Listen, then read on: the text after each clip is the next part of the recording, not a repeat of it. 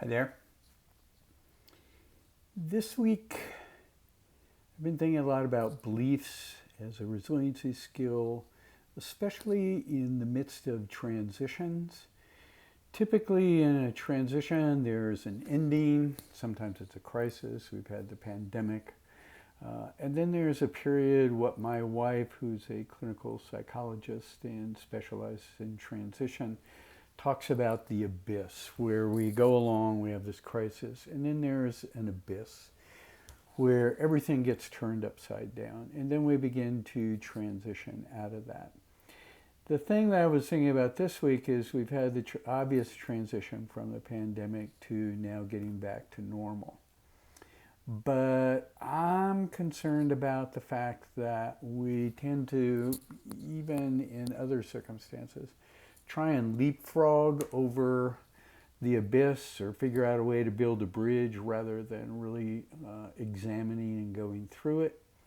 And sometimes the Roaring Twenties is an example of that. It's sort of like the kids got out for recess and they all went crazy.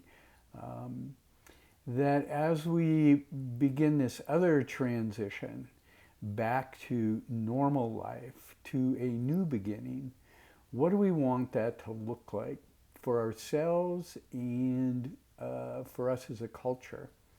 I think these kind of times and that abyss or that trough is really a time where we have to re-examine all of our beliefs and how they work or don't work for us. So I've asked you to think about that this week. What kind of beliefs have you had that have gotten in the way of you dealing with this pandemic? What kind of beliefs have you had that have sustained you and helped you through this? And how can you maybe use those as we begin to come out of this? So that's kind of homework for the week. And we're going to be gone next week. It's southern Arizona, so it's be 111 and 112 degrees. So we're going to get up in the mountains for a little while. So I won't be doing a blog next week, but we'll see you the week after. All right? Take care.